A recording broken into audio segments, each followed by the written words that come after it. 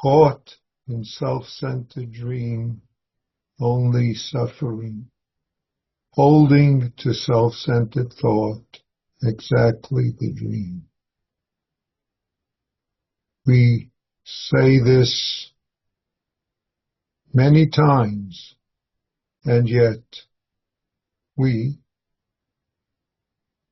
human beings, despite becoming aware of this in little ways and big ways,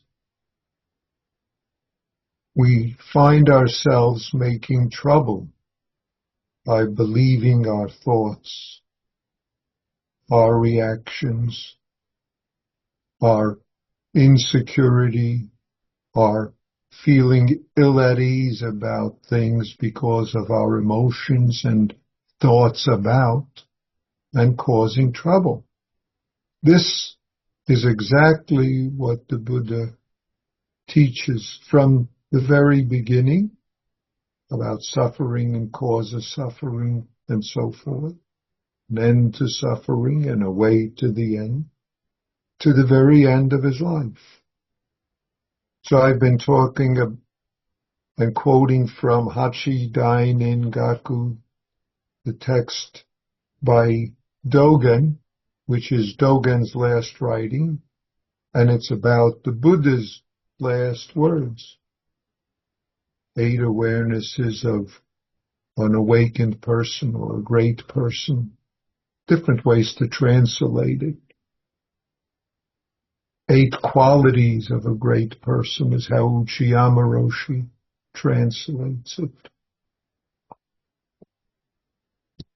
And I talked about it the past number of weeks and in session, and I want to bring up the Buddha's last words, because the last words to his disciples, to those gathered, was, endeavor with all your effort to leave, to let go of, to cease to hold on to what keeps us caught, to leave, to find the way out. Maizumi Roshi translates the Buddha's words, to accomplish the way, single-mindedly and continuously, to continually and single-mindedly strive to accomplish the way. And what's the way? It's how we have difficulty, the emotion thought, as Joko says, that we hold on to and entangle in and believe, that causes us difficulty and trouble and causes us to make trouble for ourselves or others.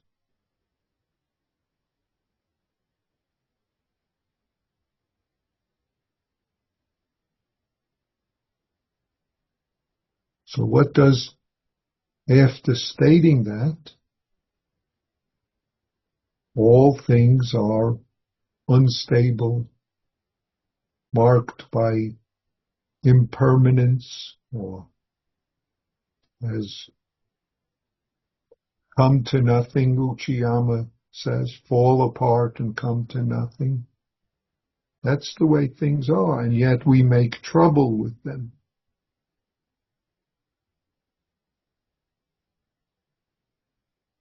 So,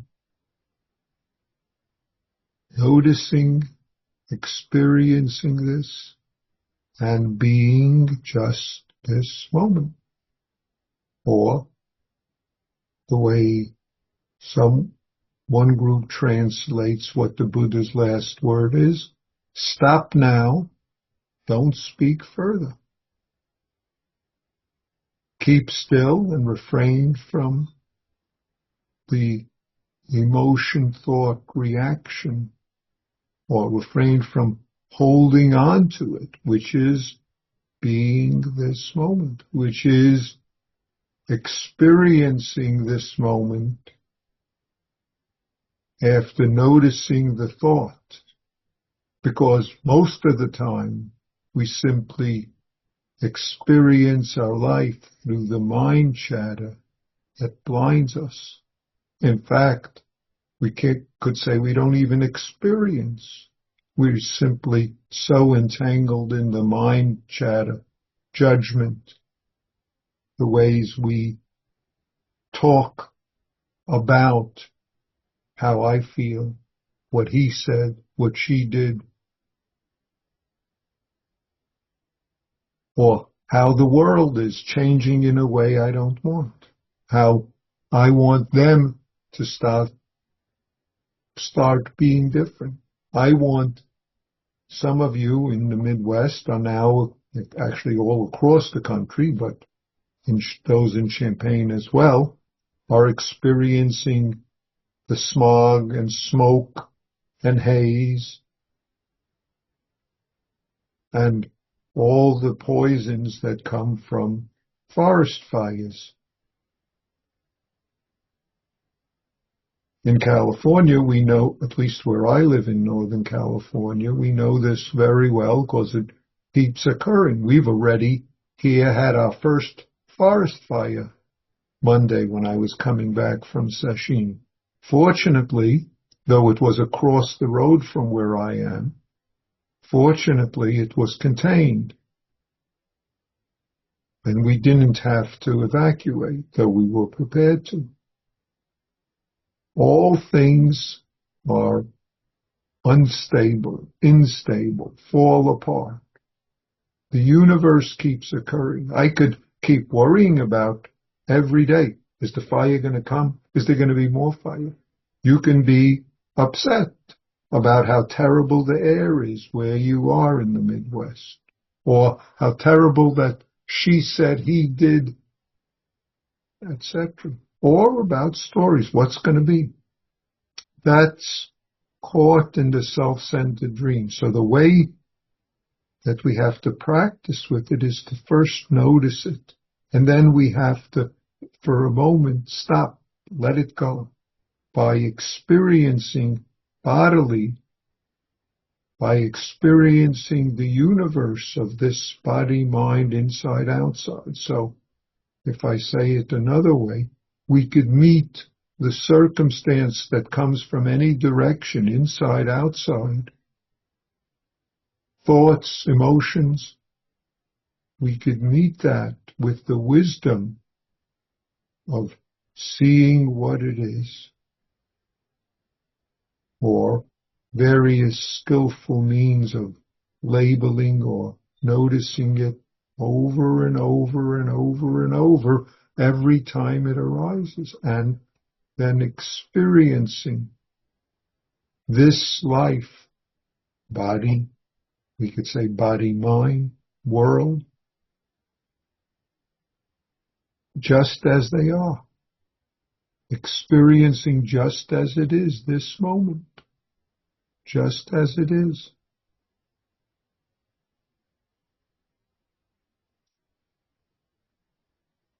Just as it is.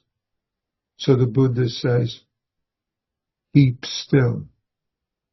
Or he says, stop now, do not speak further. Refrain from all speech. Or simply notice the speech, in a sense, so that you can open it up and be the experiencing. This is the final teaching of the Buddha. He says, now my final moment is at hand, the Buddha says. These are my final instructions.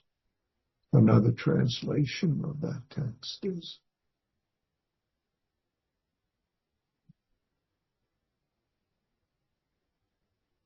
this is our final moment, moment by moment by moment. So our practice opportunity is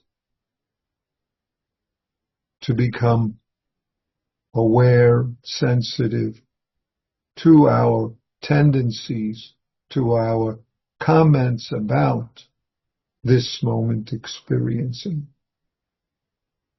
this moment of changing, this moment of how it is, not in order to add on judgment, but simply to notice where and how we're caught in the self-centered story about, so that